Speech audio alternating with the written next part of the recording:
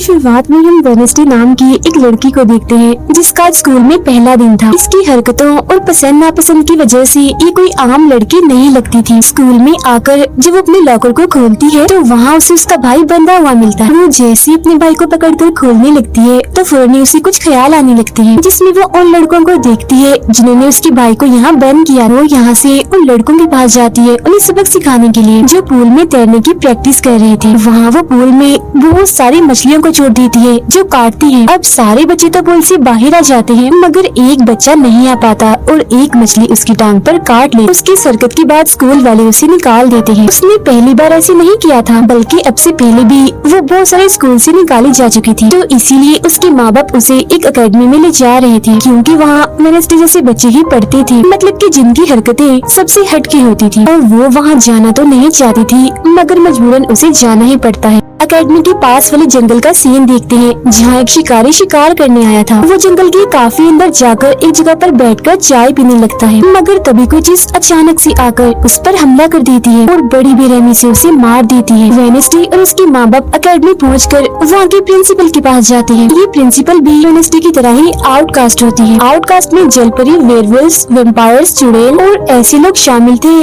जिनमें जादुई ताकतें पाई जाती है। और इस तरह के ही सारे बच्चे इस एकेडमी में पढ़ते हैं। वेडनेसडे के साथ जिसने कमरे में रहना था, यानी उसकी रूम में, उसने कमरे को काफी रंगीन बनाया हुआ था। इसीलिए सब कुछ वेडनेसडे को पसंद नहीं आता, क्योंकि उसे तो बस काला रंग ही पसंद था। यहाँ का सारा माहौल देखकर वो मुंह बना लेती है। तब उसकी रूममेट उससे पूछती है, तुम ठीक हो ना, क्या हुआ तुम्हें? जिस पर उसके डैड जवाब देते हैं, मेरी बेटी बड़ी अजीब है, काफी बोर है और बस इसे तुम जिंदा लाश समझो। अपने डैड की बातें सुनकर वेडनेसडे उन्हें घूरने लगती है। अब उसकी रूममेट उसे पूरी एकेडमी घुमा रही थी, तभी एक लड़का वहाँ आकर वेडनेसडे से उसकी फेसबुक आईडी मांगता है, जिस पर वो कहती है, मैं कोई भी सोशल मीडिया इस्तेमाल नहीं करती, क्योंकि सोशल मीडिया हड्डियों को सड़ा देने वाली सिर्फ एक बीमारी है और कुछ भी नहीं। जाने से पहले वेडनेसडे की मॉम उसे कहती है, अब तुम यहाँ से कभी भाग नहीं पाओ। जिस पर वो कहती है, देख लीजिएगा, मैं आपसे वादा करती हूँ कि जल्दी मैं यहाँ से भाग जाऊंगी। वहाँ से जाते वक्त उसके डैड वहाँ एक हाथ छोड़ देते हैं ताकि वो वेडनेसडे पर नजर रख सके। उधर जंगल में जो पुलिस छानबीन करने आती है तो उन्हें उस शिकारी की लाश के टुकड़े अलग अलग जगहों पर पड़े मिलते हैं। ऐसा हादसा वहाँ पहली बार नहीं हुआ था, बल्कि तीसरी बार ऐसा हुआ कि एकेडमी के इस जंगल में कोई मारा गया। और वेडनेसडे अपने कमरे की सारी रंगीन चीजें हटा देती है और अपने रूममेट से कहती है, शोर मत करो, कमरे में शांति बनाओ, क्योंकि ये मेरे नॉवल लिखने का वक्त। मगर वो तो गाना लगाकर डांस करने लगती है, जिससे वेडनेसडे को गुस्सा आ गया था और वो उसे गाना बंद करने को कहती है। तो वो रूममेट अपनी पंजे दिखाकर उसे डराने लगती है, क्योंकि वो थी एक वेयरवुल्फ, मतलब कि आधी इंसान और आधी वुल्फ। तभी इधर एक टीचर आती है जो काफी अच्छी थी और वो वेडनेसडे को वेलकम के तौर पर एक फूल गिफ्ट देती। अब अगले दिन जब वेडनेसडे कहीं जा रही थी तो उसके डैड का छोड़ा हुआ वो हाथ छुप छुप कर उसे देख रहा था और फिर तभी उसके ऊपर एक स्टैचू गिरने वाला था, मगर बिल्कुल ठीक वक्त पर एक लड़का जिसका नाम जेवियर है उसे बचा लेता। लेकिन इस हड़बड़ी में वो बेहोश हो गई थी और जब उसे होश आती है तो बजाय जेवियर का शुक्रिया अदा करने की वो उसे कहती है कि मुझसे ये उम्मीद मत रखना कि मैं तुम्हारी शुक्रगुजार रहूंगी, क्योंकि तुमने मुझे बचाकर गड़बड़ कर दी, मेरी इतनी अच्छी मौत को टाल दिया। तब जेवियर कहता है, मैं तुम्हें काफी पहले से जानता हूँ। जब हम 10 साल के थे तब हमारी मुलाकात हुई थी। हम दोनों खेल रहे थे तो मैं जाकर एक ताबूत में छुप गया। लोग मुझे जलाने ही वाले थे मगर तुमने मेरी जान बचा ली और आज मैंने तुम्हारी जान बचाकर हिसाब बराबर कर। वेडनेसडे जब अपने कमरे में आती है तो उसे अपने बेड पर कुछ महसूस होता है। वो जैसे बिस्तर हटाती है तो वहाँ उस हाथ को देखकर फौरन उसे पकड़ लेती है और पूछती है, तुम कौन हो और यहाँ क्या कर रहे हो? जिस पर वो कहता है, मुझे तुम्हारे डैड ने तुम पर नजर रखने को कहा है, वही मुझे यहाँ पर छोड़ कर गए हैं। और वो उसे कहती है, मगर आज के बाद तुम मेरे लिए काम करोगे, वरना मैं तुम्हें हमेशा हमेशा के लिए दराज में बंद कर दूंगी। तो वो इस चीज के लिए मान जाता है, ये ठीक है, मैं हर तरह से तुम्हारी मदद करूँगा। अगले दिन प्रिंसिपल वेडनेसडे को एक दिमाग के डॉक्टर के पास ले जाती है, क्योंकि उन्हें भी ऐसा महसूस हुआ था कि वेडनेसडे का दिमागी तवाज़ुन कुछ ठीक नहीं है। मगर वो वहाँ कोई बहाना बनाकर हाथ की मदद से खिड़की खोलती है और वहाँ से भाग जाती है। भागते हुए वो एक आदमी से टकरा जाती है, जिससे फौरन उसे ख्याल आता है, जिसमें वो देखती है कि इस आदमी का अभी एक्सीडेंट होने वाला है, जिसमें वो मर गया है बड़ी बेरहमी से। मगर वो इस बारे में उस आदमी को कुछ नहीं बताती, क्योंकि उसे खून खराबा बहुत पसंद। वो एक होटल में जाती है है जहाँ उसकी मुलाकात एक वेटर से होती है। वो काफी परेशान दिख रहा था क्योंकि उसकी कॉफी मशीन खराब हो गई। वेडनेसडे उसे कहती है, मैं तुम्हारी कॉफी मशीन ठीक कर सकती हूँ, लेकिन इसके बदले तुम्हें मुझे स्टेशन पर छोड़ना होगा, जिसके लिए वो मान भी जाता है और वेडनेसडे उसकी मशीन ठीक कर देती है। जिस पर वो कहता है, बस थोड़ा सा इंतजार करो, मेरी शिफ्ट खत्म होने वाली है, फिर हम चलते हैं। और वेडनेसडे जब वहाँ बैठी इंतजार कर रही थी कि तभी कोई शरारती लड़की आकर उसे परेशान करने लगती है, जिससे उसे गुस्सा आ गया था और वो उन लड़कों को अकेले ही काफी मारती है और अच्छा सबक सिखाती है। अब इतनी ही देर में उस वेटर के डैड, जो एक पुलिस ऑफिसर थे, वहाँ आ जाते हैं। तोड़फोड़ देखकर जब वो अपने बेटे से इस बारे में पूछते हैं तो वो कहता है, कुछ नहीं, बस वो लड़के कस्टमर्स को परेशान कर रहे थे तो इसने उन्हें अच्छा सबक सिखा दिया। तभी यहाँ अकेडमी की प्रिंसिपल भी आ जाती है, उनसे सॉरी बोलकर वेडनेसडे को यहाँ से ले जाती है। रास्ते में वो उस पर काफी गुस्सा करती है कि आखिर तुमने कैसे अकेडमी से भागने की कोशिश की। तभी उन्हें रास्ते में एक एक्सीडेंट हुआ नजर आता है, जो उसी आदमी का था जिससे वेडनेसडे टकराई थी, जो देख प्रिंसिपल घबरा जाती है। कहती है, मेरी दुआ है ड्राइवर को कुछ ना हुआ हो। जिस पर वेडनेसडे कहती है, वो तो मर गया है और उसकी गर्दन भी टूट गई है। फिर अकेडमी में आने के बाद वेडनेसडे गिटार बजाने लगती है। वो काफी अच्छा बजा रही थी, जिसकी धुन प्रिंसिपल के साथ साथ काफी बच्चों को भी पसंद आती। रूममेट जब कमरे में आती है तो उसकी नजर हाथ पर पड़ती है, जिस बारे में वो वेडनेसडे से पूछती है कि ये क्या चीज है, जिस पर वो जवाब देती है कि ये हमारी एडम फैमिली का एक मेंबर है। अब हम एक अनजान लड़के को देखते हैं जो लाइब्रेरी में जाकर एक किताब से एक सफा फाड़ लेता है, जिस पर एक तस्वीर बनी हुई। उधर हाथ मीटर के घर पहुंच जाता है, जिसे देख वो काफी डर गया था और उसे मारने लगता है। फिर हाथ उसे बैठने का इशारा करके उसे वेडनेसडे का नंबर देता है और उसे फोन करने का कहता है। फिर जब वेटर उसे कॉल करता है तो वो कहती है कि हमारी अकेडमी में एक त्योहार मनाया जाने वाला है जहाँ सभी बच्चे आएंगे। मैं वहाँ से भागने वाली हूँ और अगर तुम मुझे स्टेशन तक पहुँचा दोगे तो मैं तुम्हें काफी अच्छा इनाम दूंगी। जिस पर वो वेटर मान भी जाता है। जब वो त्योहार में जाती है तो देखती है कि प्रिंसिपल की नजर मुझ पर ही है, इसीलिए वो एक आदमी को पैसे देकर प्रिंसिपल का ध्यान भटकाने का कहती है। और वेटर वहाँ आकर वेडनेसडे के जाने से पहले उसे उसके डैड का एक पुलिस रिकॉर्ड तोहफे में देता है, जो उसने अपने डैड की फाइल्स में से चुराया था, क्योंकि उसके डैड एक पुलिस ऑफिसर जो थे। अब उस रिकॉर्ड को लेकर जैसे वो यहाँ से जाने लगती है तो तभी वो उस लड़के से टकरा जाती है जिसने बुक में से तस्वीर को फाड़ा था। टकराते ही वेडनेसडे को उस लड़के की मौत के ख्याल आने लगते हैं कि वो थोड़ी देर में मरने वाला है, जो बहुत ही भयानक थी। वो लड़का जंगल की तरफ जाने लगता है तो वेडनेसडे भी उसके पीछे जाती है और कहती है, रुक जाओ, जंगल में मत जाओ, तुम्हारी जान को खतरा है, तुम मर जाओगे। मगर तभी वो उसे अपने जादू से उड़ाकर पेड़ पर लगा देता है और कहता है, खतरा मुझे नहीं तुम्हें है, बल्कि तुम खुद ही खतरा हो और मैं सब लोगों को तुमसे बचा रहा हूँ। उस दिन स्टैचू को मैंने ही तुम्हारे ऊपर गिराया था। जिसके बाद वो उसे एक तस्वीर दिखाता है और कहता है, इस तस्वीर में तुम ही हो जिसे मेरी मॉम ने 25 साल पहले बनाया था और ये उस वक्त की बात है जो वो उस अकेडमी में पढ़ती थी। मरने से पहले उन्होंने कहा था कि इस लड़की यानी तुम्हें मुझे रोकना होगा, नहीं तो तुम इस अकेडमी के साथ साथ पूरी दुनिया को ही तबाह कर दोगी। वो बस वेडनेसडे को मारने ही वाला था कि तभी एक बड़ा सा मॉन्स्टर आकर उस पर हमला कर देता है और बड़ी ही बेरहमी से उसे मार देता है। इसके बाद हम वेडनेसडे को उसके कमरे में देखते हैं, क्योंकि उसने यहाँ से भागने के इरादे को खत्म कर दिया था, क्योंकि अब उसके दिमाग में बहुत सारे सवाल थे, जैसे कि मैं इस दुनिया के लिए खतरा कैसे हूँ, एक मॉन्स्टर ने आखिर मेरी जान क्यों बचाई, और साथ ही उसके डैड के खिलाफ पुलिस रिपोर्ट जिसमें उसके डैड के ऊपर एक कत्ल का इल्जाम था। अब अगले दिन पुलिस ऑफिसर वहाँ आते हैं, क्योंकि वेडनेसडे ने ये रिपोर्ट लिखवाई थी कि उस अनजान लड़के की मौत मैंने अपनी आंखों से होती हुई देखी जंगल में। मगर पुलिस को वहाँ ना कोई लाश मिलती है और ना ही कोई ठोस सबूत। तो वेडनेसडे से पूछते हैं कि आखिर तुम इतनी रात को जंगल में कर क्या रही थी। इस पर वो कहती है, मैंने जंगल में उस लड़की को जाते हुए देखा था और जब मैंने उसका पीछा किया तो देखा कि एक मॉन्स्टर ने आकर उसे मार दिया है, जिसके बाद में बेहोश हो गई। तो फौरन प्रिंसिपल पुलिस ऑफिसर से कहती है, उस लड़के का कोई कत्ल नहीं हुआ, वो जिंदा है, बस यहाँ से भाग गया है। इसीलिए आपको वेडनेसडे की बातों का यकीन नहीं करना चाहिए। अक्सर इसे इस तरह के दौरे पड़ते रहते, हम इसका इलाज करवा रहे हैं, जल्दी ये ठीक हो जाएगी। फिर जब प्रिंसिपल वहाँ से जाती है तो वो ऑफिसर से कहती है कि जंगल में कोई तो है जो सबको मार रहा है और उसी ने उस लड़की को भी मारा है। मगर तभी वहाँ वो लड़का आ जाता है जो जिंदा था और बिल्कुल सही सलामत भी। अब अगले दिन जब वेडनेसडे को डॉक्टर के पास ले जाया जाता है तो वो उससे पूछती है कि क्या तुमने ये अफवाह इसलिए फैलाई कि सभी की तवज्जो तुम पर हो जाएगी, यानी कि तुमने उस लड़के की मौत होते हुए देखा। जिस पर वो कहती है, मैं जानती हूँ मैंने क्या देखा है, ओके, मुझे तुम्हें बताने की कोई जरूरत नहीं है। अगले दिन उसे पता चलता है कि उसी लड़के को बगैर किसी वजह से एकेडमी से निकाला जा रहा है, इसीलिए वो अपने साथी उस हाथ को उस लड़के के पीछे लगा देती है। और प्रिंसिपल के कहने पर वेडनेसडे एक एक्टिविटी में हिस्सा लेती है, जिस मकसद के लिए वो क्लब ज्वाइन करती है। जी हाँ, उसके साथ सिर्फ एक ही लड़का था जिसके साथ उसकी दोस्ती हो जाती है। फिर जब हाथ उस लड़के के पीछे जाता है तो देखता है कि वो अपना रूप बदल रहा है। जहाँ पहले वो एक बुरा इंसान और फिर एकेडमी के प्रिंसिपल का रूप ले लेता है, जिसके बाद हाथ आकर ये सारी बात वेडनेसडे को बता देता है। अब जब क्लास शुरू होने वाली थी तो ज़ेवियर उसे कहता है कि मेरी साथ वाली सीट खाली है तो तुम यहाँ बैठ जाओ, तो वो उसके साथ आकर बैठ जाती है। ज़ेवियर यहाँ मकड़ी की तस्वीर बना रहा था और फिर अपने जादू से वो उसे जिंदा भी कर देता है, मगर एक ही झटके में वेडनेसडे उसे मार देती है और उसकी राख उड़ा देती है। अब एक लड़की जो काफी बदतमीज थी और विलन भी थी, उसकी और वेडनेसडे के बीच काफी बहस हो जाती है, क्योंकि दोनों ही एक दूसरे से काफी चिढ़ती थी, एक दूसरे को जरा भी पसंद नहीं करती थी। फिर इसके बाद वेडनेसडे अपनी जगह अपने रूममेट को उस क्लब में भेज देती है जहाँ वो एक्टिविटी की प्रैक्टिस कर रही थी, और खुद वो अकेली ही चली जाती है एकेडमी की उस जंगल में मॉन्स्टर को ढूंढने के लिए। वेडनेसडे को वहाँ उस अनजान लड़के का टूटा हुआ चश्मा भी मिलता है, वही अनजान लड़का जिसे मॉन्स्टर को मारता हुआ इसने देखा था। और अब जैसे ही वो इस चश्मे को छूती है तो लाइब्रेरी में उसे वहाँ एक किताब भी दिखती है, तो वो उस किताब को खोजने लाइब्रेरी में चली जाती है, मगर उसे वहाँ उस तरह की कोई भी किताब नहीं मिलती। जिसके बाद वो चुपके से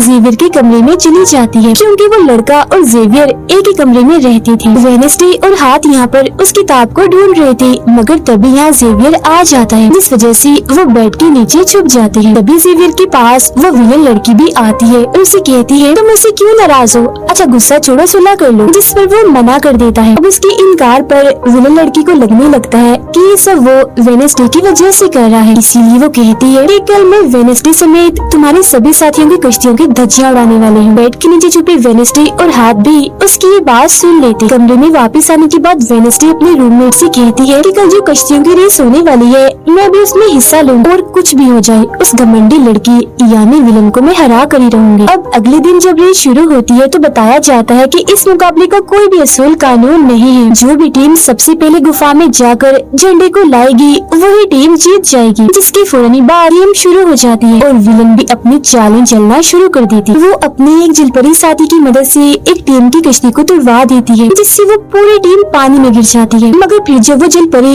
वेडनेसडे की कश्ती की तरफ आ रही थी तो हाथ उससे पहले ही जाल फेंककर उसे जाल में फंसा लेता है। अब किनारे तक सिर्फ 3 ही टीम्स पहुँच पाती है, और जब सारे लोग झंडा लेने अंदर जाते हैं तो रूममेट अपने पंजों से जोकर टीम की कश्ती में छेद कर देती है। सभी के साथ वेडनेसडे जब झंडा लेकर आ रही थी तो उसे ख्याल आता है, जिसमें वो अपनी ही जैसी एक लड़की को देखती है जिसके हाथ में किताब थी। होश में आने पर झंडा लेकर वो वापस से कश्ती में चली जाती है। जोकर की कश्ती तो छेद होने की वजह से वहीं पर ही डूब जाती है, जबकि जलपरी दोबारा से वेडनेसडे की कश्ती पर हमला करने लगती है, मगर हाथ पानी में जाकर जलपरी को जोर से मुक्का मार। और वेडनेसडे अपनी कश्ती से बहुत सारे तीर निकाल कर विलन की कश्ती में छेद कर देती है, जिससे उसकी कश्ती डूब जाती है और वेडनेसडे की टीम इस रेस को जीत जाती है। अब ये 4 साल में पहली बार हुआ था जब उस विलन को किसी ने हराया था, इसलिए आज वो गुस्से में आग बबूला हो।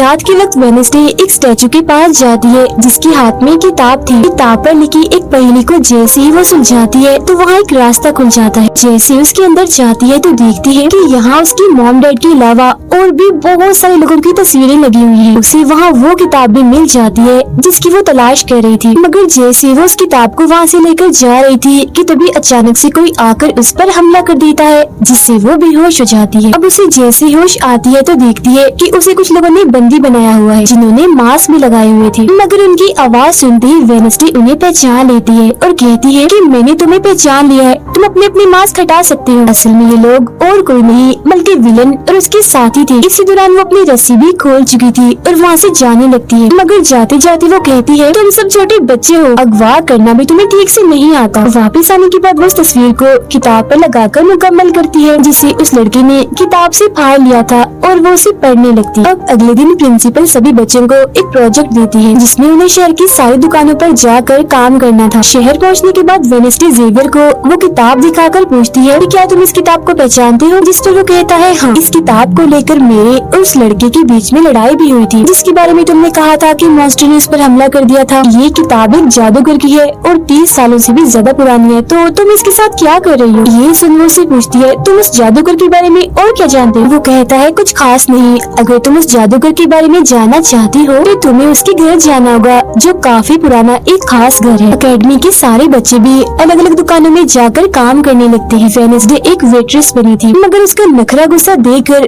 कोई भी उसे खाने की चीज नहीं लेता। वेडनेसडे का दोस्त पेस्ट्री खा रहा था कि तभी शरारती बच्चे आकर उसे परेशान करने लगते हैं और बस फिर होना क्या था, वेडनेसडे वहाँ आती है और उन्हें खूब मारती है। इसके बाद वो अपने उस दोस्त को लेकर जादूगर के घर जाती है ताकि वो सारी सच्चाई जान सके कि आखिर बात क्या है और उस किताब के बारे में भी। उसे वहाँ जादूगर की बहुत सारी चीजें और एक पेंटिंग भी दिखाई देती है। पेंटिंग में वो उसी लड़की को किताब पकड़ी हुई देखती है जो उसे गुफा के पास भी दिखी थी। उसके ख्याल में जब उनकी रेस में वेडनेसडे झंडा लेने गई फिर उसे वहाँ इस पेंटिंग वाली लड़की की किताब भी मिल जाती है मगर वो खाली थी क्योंकि वो नकली थी। इतनी ही देर में वहाँ एक औरत आती है तो वेडनेसडे उसे असली किताब के बारे में पूछती है जिस पर वो कहती है कि वो किताब तो चोरी हो गई थी और इस वक्त तुम जहाँ खड़ी हो ये भी उस जादूगर का असली घर नहीं है। इसके बाद वेडनेसडे वेटर से मिलने उसकी होटल जाती है और उससे जादूगर के असली घर के बारे में पूछती है तो वो उसे असली घर के बारे में बता भी देता है। जहाँ से वेडनेसडे अकेले ही उस घर में चली जाती है। वहाँ उसे एक बूढ़ा आदमी मिलता है जो उसे कहता है ये मेरी जगह है, मेरा घर है, निकलो यहाँ से। तो ये सुन वेडनेसडे का साथी वो हाथ उसके मुंह पर ही हमला कर देता है जिससे डरकर वो आदमी वहाँ से भाग जाता है और वेडनेसडे को यहाँ से कुछ नहीं मिलता इसीलिए वो यहाँ से जाने लगती है। मगर जब वो दरवाजे से बाहर जाती है तो फौरन उसे ख्याल आता है जिसमें वो देखती है कि वो जादूगर एक लड़की को चुड़ैल साबित करके इस घर में बंद कर देता है जहाँ उससे पहले और भी बहुत सारे लोग बंधे हुए थे। ये सारे लोग आउटकास्ट के थे, यानी कोई वेम्पायर था, कोई जलपरी, कोई वेयरवुल्फ तो कोई चुड़ैल। इसीलिए जादूगर इन सबको शैतान समझता था। इस तरह के सभी लोगों को यहाँ कैद करने के बाद वो इस पूरे घर में आग लगा देता है। वो बच्ची जिसे जादूगर ने चुड़ैल साबित किया था वो अपनी मम को आजाद करने की कोशिश करती है मगर नहीं कर पाती क्योंकि सभी लोगों को जंजीर की मदद से जमीन के साथ बांधा हुआ था। सिर्फ वो बच्ची ही आजाद थी इसीलिए अपनी माँ के कहने पर उसे बेसमेंट के जरिए वहाँ से भागना पड़ता है। जिसके बाद वो जादूगर जो बेहद ही जालिम था सभी आउटकास्ट के लोगों को जला देता है। तभी वो लड़की वेडनेसडे के पास आती है और कहती है वो बहुत ही जालिम है, हम सबको मार देगा। तब इतनी ही देर में वो जादूगर भी वहाँ आ जाता है जिससे वेडनेसडे डर जाती है और वापिस से होश में मतलब कि मौजूदा वक्त में आ जाती है। होश में आते वो हाथ से कहती है मैंने उस लड़की को देख लिया, उसने मुझसे बात भी की, मुझे लगता है वो मेरे खानदान की कोई मेंबर है। तभी यहाँ जंगल वाला मॉन्स्टर आकर इस घर पर हमला कर देता है मगर जब उसकी नजर वेडनेसडे पर जाती है तो वो यहाँ से भाग जाता है।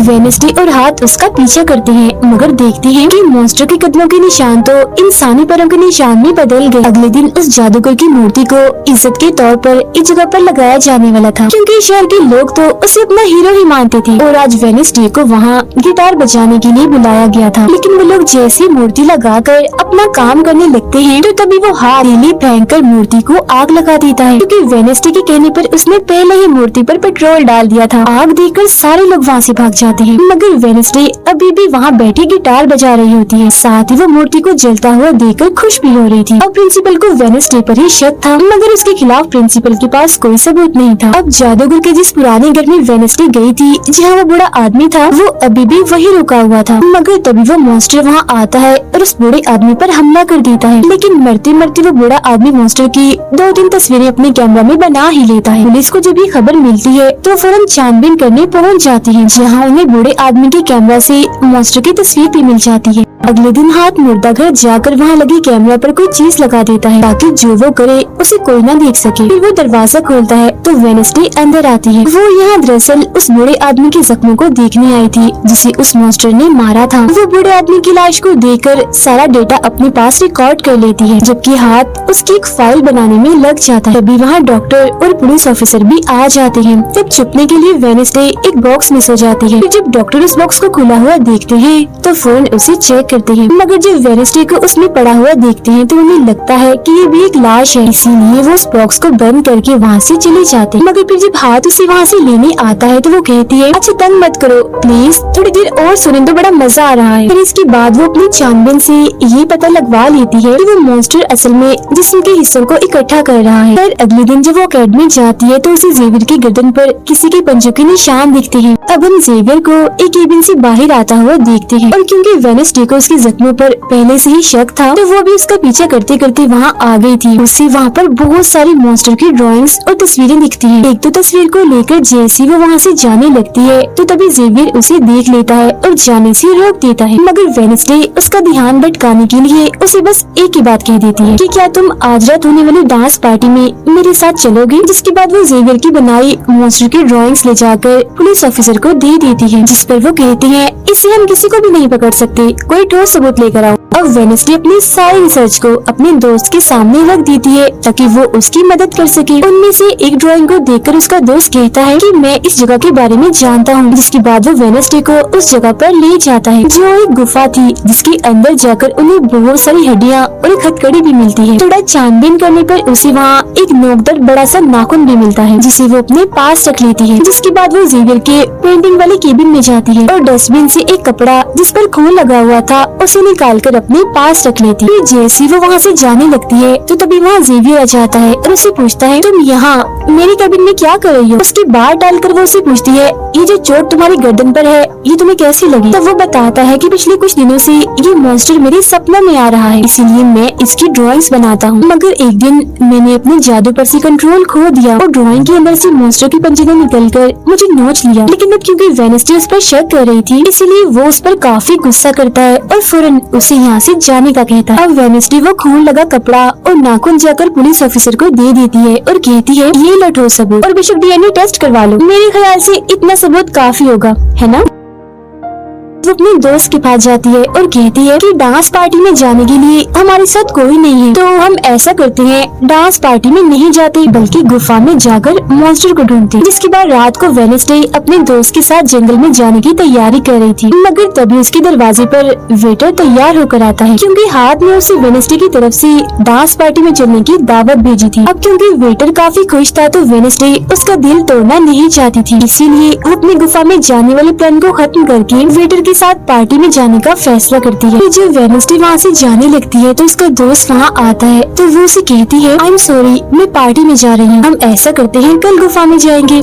लेकिन उसका दोस्त बगैर बताए अकेला ही उस गुफा में चला जाता है। उधर पार्टी में सारे लोग आकर काफी एंजॉय कर रहे थे, सब लोग अपने अपने साथी को लेकर पार्टी में आए हुए थे, जहाँ जेवियर अपने साथ उस विलन लड़की को लाया था। लेकिन जब वेडनेसडे वेटर के साथ वहाँ आती है तो उन दोनों को साथ देकर जेवियर जलने लगता है। जब सब लोग डांस कर रहे थे तो वेडनेसडे की डांस करने की स्टाइल से सारे लोग काफी हैरान रह जाते हैं क्योंकि वो काफी अजीब तरह से ही डांस कर रही थी। उधर जंगल में वेडनेसडे का दोस्त भी पहुँच गया था और छुपकर मॉन्स्टर की आने का इंतजार कर रहा था, मगर तभी वहाँ कोई आता है और उस गुफा में धमाका करके भाग जाता है। जेवियर लगातार उन दोनों को देखकर जल रहा था, इसीलिए वो विलन लड़की से कहता है कि तुम अपना लॉकेट उतारो और अपनी जेल परी से मेरे लिए मदद मांगो ताकि मैं वेडनेसडे को भूल जाऊं। जिस दिन विलन लड़की भड़क जाती है और उसे कहती है कि तुम तो पहले ये कहते फिर रहे थे कि मैंने अपनी जेल परी से तुम्हें अपने काबू में किया है और अब तुम्हें किसी को बुलाने के लिए मेरी ही मदद चाहिए। तभी बाहर शरारती लड़कों का ग्रुप एंकर लेकर आता है और डांसिंग क्लब के पंप में वो बड़ा सा पाइप लगा देते हैं और फिर तभी अचानक उस पार्टी में खून की बारिश होने लगती है क्योंकि जो टैंकर वो शरारती लड़के लाए थे जिसका पाइप उन्होंने लगाया था उसमें दरअसल खून था। ये देख सारे लोग घबरा जाते हैं और पार्टी से भागने लगते हैं, मगर वेडनेसडे वहीं खड़ी रहती है क्योंकि उसे तो अब और मजा आ रहा था क्योंकि वो बारिश खून की नहीं बल्कि कलर की थी जिसमें वो काफी एंजॉय कर रही थी। तभी वेडनेसडे को ख्याल आता है जिसमें वो देखती है कि उसका दोस्त अकेला ही जंगल में चला गया है जहाँ वो मुसीबत में है, उसकी जान खतरे में है, इसीलिए वो जंगल की तरफ उसे बचाने के लिए भाग जाती है। उसके दोस्त के पीछे दरअसल वो मॉन्स्टर पड़ गया था जिससे बचकर वो भाग रहा था। वो मॉन्स्टर एक बार उस पर हमला करता ही है कि तभी वेडनेसडे उसे ढूंढते हुए वहाँ आ जाती है तो मॉन्स्टर उसे देखकर वहाँ से भाग जाता है। वो अपने दोस्त को बेहोश पड़ा हुआ देखकर काफी घबरा जाती है। इतनी ही देर में उसकी टीचर भी उसका पीछे करते करते वहाँ आ गई थी, जिसके बाद उसके दोस्त को हॉस्पिटल ले जाया जाता है और वेडनेसडे खुद वापस अपनी अकेडमी में आ जाती है जहाँ वो अपने डैड पर लगी इल्जाम को समझाने की कोशिश कर रही थी कि आखिर सच क्या। अकेडमी में सारे माँ बाप अपने बच्चों से मिलने आते हैं क्योंकि आज मीटिंग थी। प्रिंसिपल सबको बताती है कि वेडनेसडे के दोस्त की हालत में सुधार हो रहा है, कुछ दिन के बाद ठीक होकर वो वापस आ जाएगा। मगर दूर खड़ी वेडनेसडे अपनी रूममेट को बताती है कि ये झूठ है, वो तो कोमा में है बेचारा। तभी यहाँ दोनों के माँ बाप आ जाते हैं और ये उनसे मिलने चली जाती है। वेडनेसडे अपने मॉम डैड को बताती है कि जब से आपने मुझे यहाँ छोड़ा है मेरे ऊपर बहुत सारे हमले हुए हैं। अब इन सभी को अपनी अपनी फैमिली से मिलता हुआ दूर खड़ी जेवियर और विलन लड़की देख रहे हैं क्योंकि उनके मॉम डैड आज भी नहीं आए। अब विलन लड़की सुधर गई होती है, साथ ही उसकी जेवियर के साथ दोस्ती भी हो गई थी, तो अब से हम उसे जेवियर की दोस्त कहें। तब इतनी ही देर में उसकी मॉम भी इधर आ जाती है, जिसे देखकर वो काफी हैरान थी। वेडनेसडे के माँ बाप प्रिंसिपल से मिलते हैं तो वो कहती है कि वेडनेसडे काफी अजीब तरह से सबसे पेश आती है, इसे डॉक्टर के पास ले जाए इलाज करवाने के लिए। अब इससे पहले वहाँ उसके माँ बाप कुछ कहते फौरन वो बोल पड़ती है कि रुकिए जरा, डैड मैं आपसे कुछ पूछना चाहती हूँ। ये देखिए एक लड़का जिसका नाम गैरेट है, इसके कत्ल का इल्जाम आपके सर पर क्यों है और ये कौन था? तो वेडनेसडे की मॉम उसे कुछ भी बताने से इनकार कर देती है, तो वो अपनी मॉम को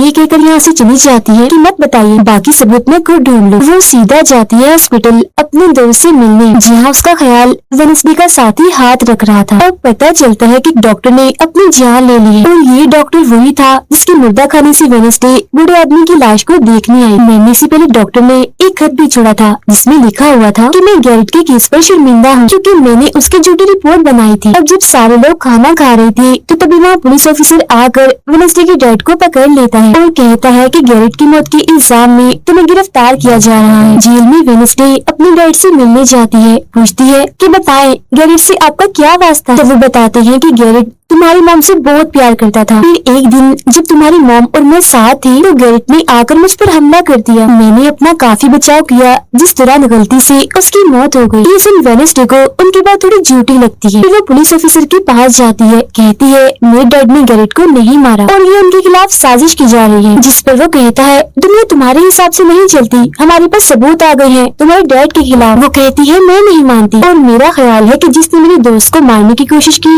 उसने ही गैरेट को मारा होगा। पार्क में रूममेट अपनी मॉम के साथ बैठी थी, जहाँ उसकी मॉम चाहती है कि वो पूरी तरह एक वेयरवुल्फ बन जाए और वो उसे एक डॉक्टर के पास जाने का कहती है, मगर रूममेट ऐसा नहीं चाहती, इसलिए वो यहाँ से चली जाती है। और वेडनेसडे अपनी मॉम के पास जाती है ताकि वो सारी सच्चाई जान सके। उसकी मॉम खुफिया लाइब्रेरी में थी। वो अपनी मॉम से कहती है कि आपने मुझे इस अकेडमी में इसलिए भेजा ना ताकि मैं हमेशा आपकी परछाई बन के रहूं। जिस पर उसकी मॉम कहती है कि ये सिर्फ अकेडमी ही नहीं बल्कि पहले यहाँ एक ग्रुप हुआ करता था जिसकी बुनियाद तुम्हारे डैड की फैमिली की एक औरत ने रखी थी जिसका नाम गोडी था। वो कहती है मैं ये जानना चाहती हूँ कि डैड ने तो गैरेट को नहीं मारा तो फिर किसने मारा है? तो उसकी मॉम सच्चाई बताती है कि जब मैं वहाँ गई तो मैंने देखा कि तुम्हारे डैड और गैरेट आपस में लड़ रहे थे। मैंने उन्हें रोकने की कोशिश की मगर गैरेट तुम्हारे डैड को काफी बुरी तरह से मार रहा था। मैंने फौरन तलवार उठा ली और फिर जैसे गैरेट मेरे पास आने लगा तो तलवार उसके आर पार हो गई और वो मारा गया। मगर तुम्हारे डैड ने मेरी जान बचाने के लिए तलवार मुझसे ले ली ताकि सारा इल्जाम उन पर आ जाए। वेडनेसडे कहती है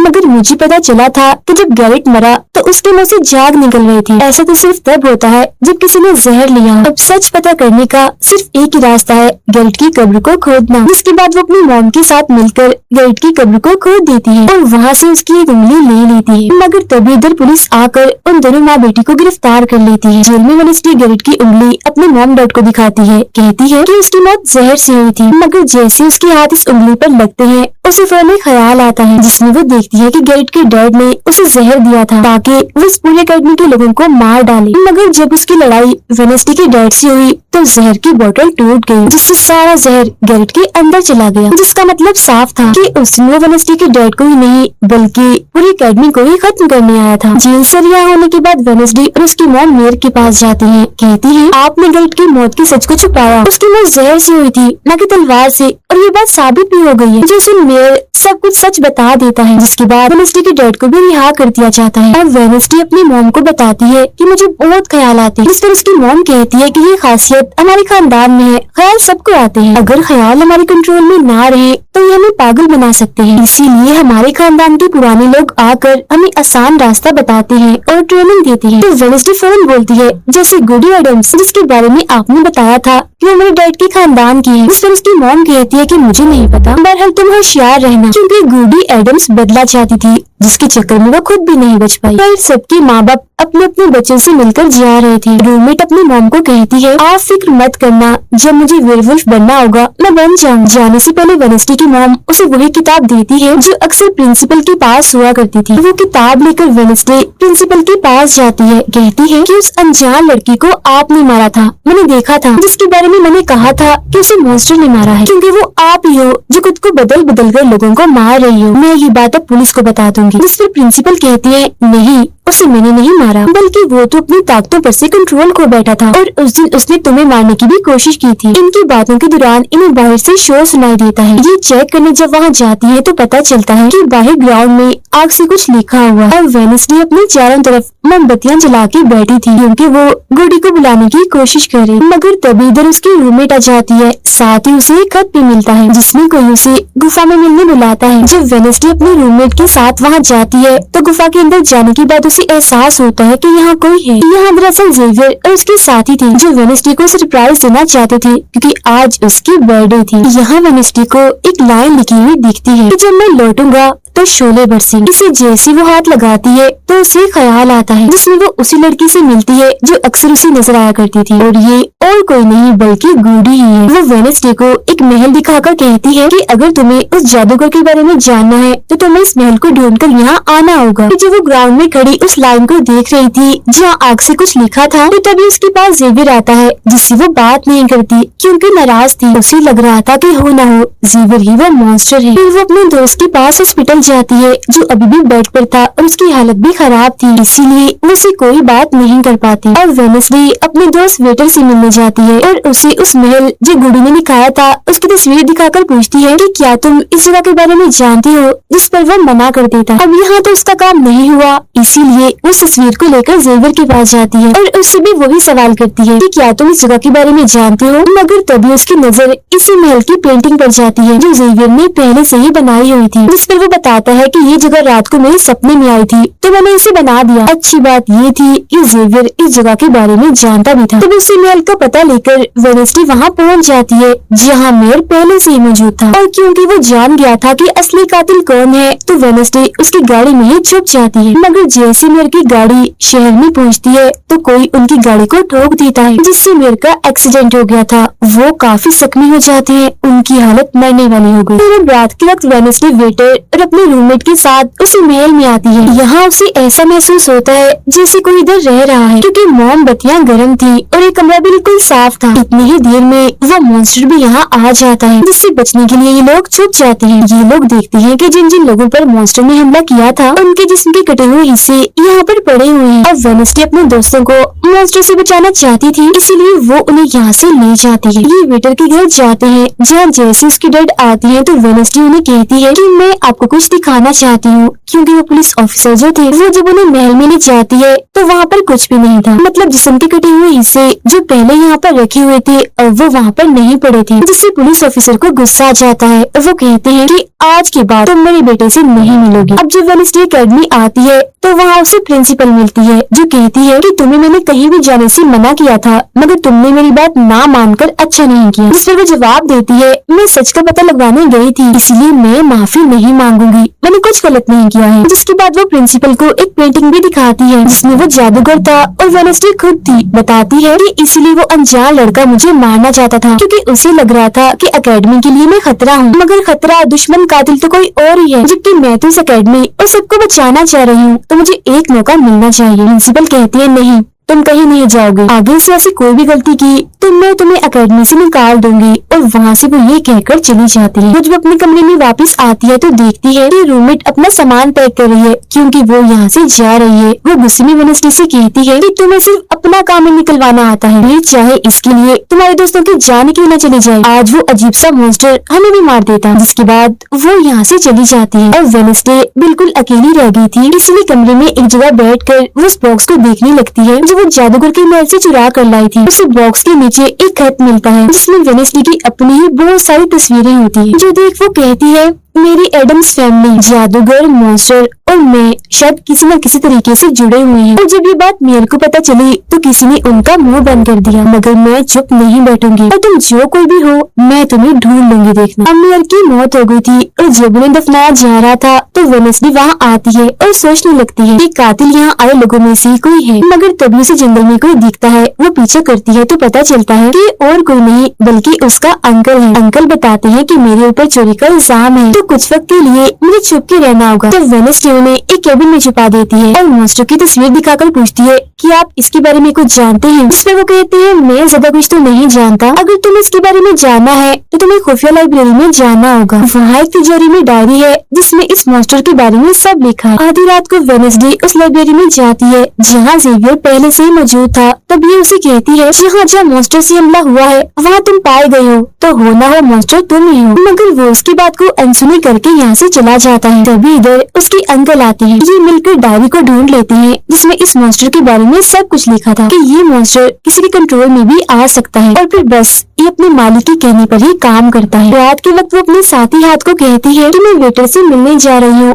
तब तक तुम मेरी डायरी का ख्याल रखना। कि जब वेटर के साथ गुफा के अंदर जाती है तो देखती है कि यहाँ उसने गुफा को सजाया हुआ है क्योंकि वो उसे शादी के लिए पूछने वाला था। वापिस आकर वेनेसडे देखती है कि उसके कमरे का सारा सामान इधर उधर बिखरा पड़ा है और उसकी डायरी को चुरा कर यहाँ से ले गया है। फिर जैसे वो अपने साथी हाथ को देखती है तो घबरा जाती है क्योंकि उसकी हथेली में किसी ने चाकू आर पार कर दिया था और अब उसमें जान नहीं थी, वो मर गया था। फिर वो हाथ को लेकर जल्दी से अपने अंकल के पास आती है और दुखी होती हुई कहती है प्लीज अंकल कैसे भी करके हाथ को जिंदा कर दीजिए। तब अंकल बार बार बिजली के झटके उसे देते हैं जिससे वो जिंदा हो जाता है। वो उसे पूछती है अच्छा तुम पर हमला किसने किया था? जिस पर इशारों से वो बताता है कि मैंने नहीं देखा क्योंकि हमला पीछे से हुआ था। जिस पर वेनेसडे गुस्से से भर जाती है, कहती है चाहे कुछ भी हो जाए मैं उसे नहीं छोड़ूंगी, वो जो भी है। और वो प्रिंसिपल को आकर कहती है किसी ने मेरे कमरे में तोड़ फोड़ कर दी है, साथ ही को इस डायरी को भी चुरा कर ले गया है। वो कहती है वो डायरी तो खुफिया लाइब्रेरी में थी तो तुम्हारे पास कैसी आई? तुम ऐसी हरकतें मत करो कि अकेडमी को बैन करना पड़े, ऐसा मैं होने नहीं दूंगी। जब वेनेसडे वहाँ से जा रही थी तो तभी उसके पास उसके साथी आते हैं और उसे जानकारी देते हैं कि गैरेट जिसकी मौत का इल्जाम तुम्हारे डैड पर था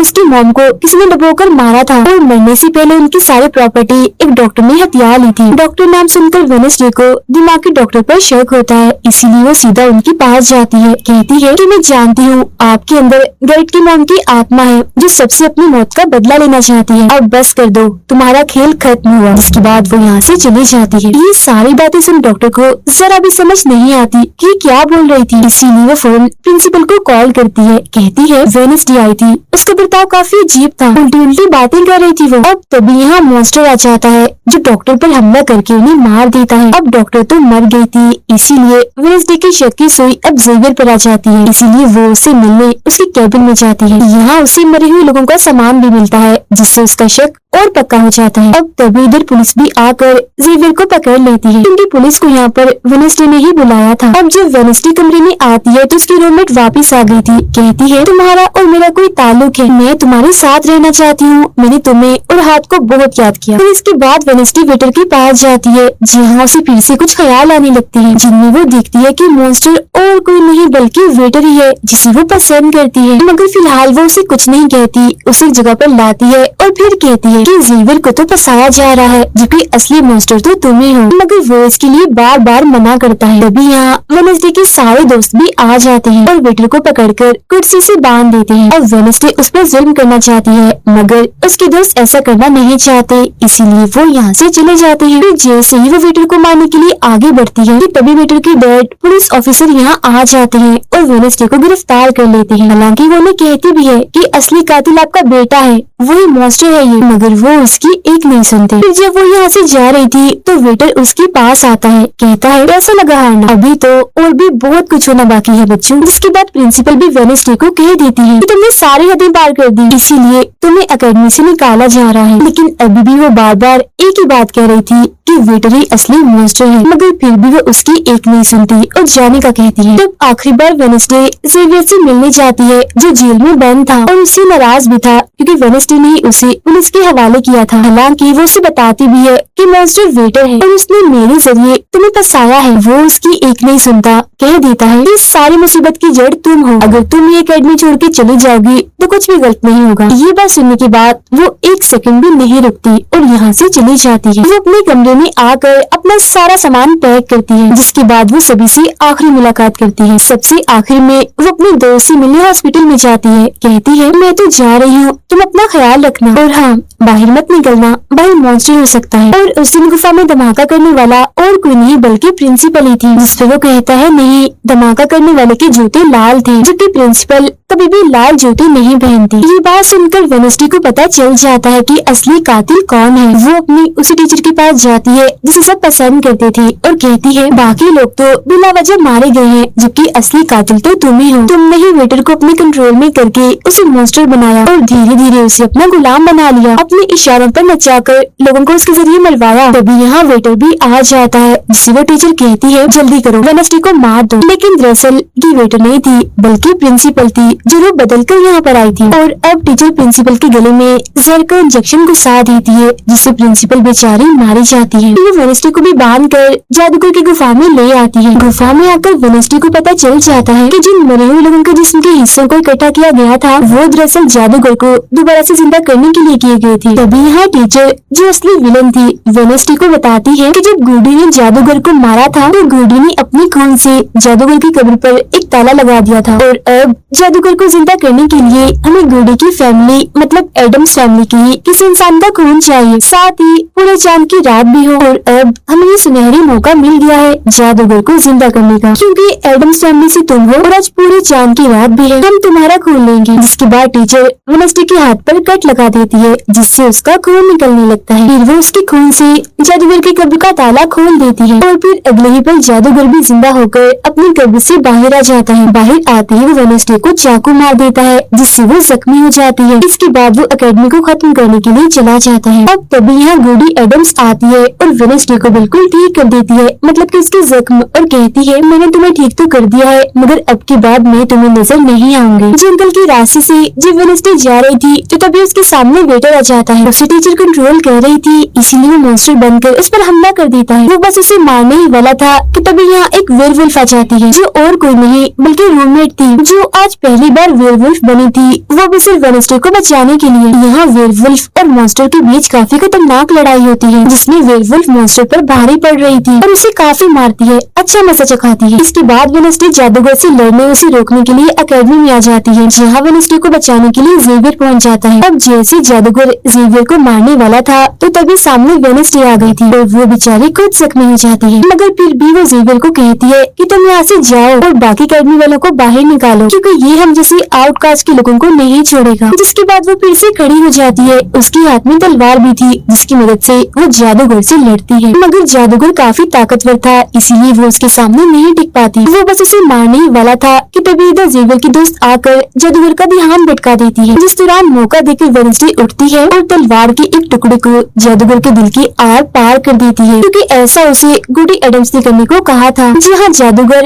एक बार फिर से मर जाता है, दोनों उसका जिस्म जलने लगता है और राख बनकर उठ जाता है। जादूगर के मरते ही यहाँ वो टीचर आ जाती है, जिसके हाथ में गन थी, जिसे वेडनेसडे पर टांग देती है क्योंकि वो उसे मारना चाहती है। मगर तभी यहाँ वेडनेसडे का दोस्त भी आ गया था, जिसके पास बहुत सारी मधुमक्खियाँ थी। वो उन सभी मधुमक्खियों को टीचर पर छोड़ देता है, जिससे उसका भी काम तमाम हो जाता है। जब वेडनेसडे अपने मिशन में कामयाब होकर बाहर आती है जहाँ सारे लोग खड़े थे, तो वो वहाँ अपने रूममेट को भी देखती है, जो अब वेयरवुल्फ से अपने असली रूप में आ गई थी। यहाँ वो दोनों पहली बार गले मिलती है, मगर हैरत अब वेडनेसडे को कोई भी ख्याल नहीं आ रहा था। कुछ वक्त के बाद वेडनेसडे अपना नॉवल भी पूरा कर लेती है, मगर वो इसका एंड नहीं करती, इनकी उसे खत्म नहीं करती और आगे बस एक सवालिया निशानी छोड़ देती है। वो जेवियर से मिलने जाती है, जहाँ वो उसे गिफ्ट देता है जिसमें मोबाइल था। वो उस गिफ्ट को ले तो लेती है मगर कुछ नहीं कहती और वहाँ से चली जाती है। फिर जब वो अपनी गाड़ी में थी तो उसके पास मैसेज आता है, जिसमें उसकी कुछ तस्वीरें थी और साथ ही ये मैसेज भी था कि मैंने तुम पर नजर रखी हुई है, जिससे वो सोच में पड़ जाती है कि टीचर तो मर गई है, मगर अब उसके बाद ये कौन है जो सब कर रहा है। इसी सोच में वो अपने घर के लिए निकल जाती है। जिसके बाद हम पुलिस की गाड़ी को देखते हैं, इसमें वो वेटर को बांधकर कहीं ले जा रहे थे, क्योंकि उन्हें भी पता चल गया था कि यही असली मॉन्स्टर है, इसे बस कोई कंट्रोल करता है। मगर तभी अचानक से वेटर दोबारा मॉन्स्टर बन जाता है और सभी पुलिस वालों को मार देता है। इसका मतलब ये था कि टीचर की तरह अभी भी कोई है जो इसे कंट्रोल कर रहा है और वो लोगों को मरवाता रहेगा इसके जरिए। और ये अनजान इंसान वही हो सकता है जिसने वेडनेसडे को मैसेज किया, यानी कि अभी भी कोई है जो अकेडमी को बंद करवाने में लगा है और मॉन्स्टर के जरिए खून खराबा कत्ल होना आम ही रहेगा। और इसी के साथ ही ये सीजन इधर ही खत्म हो जाता है।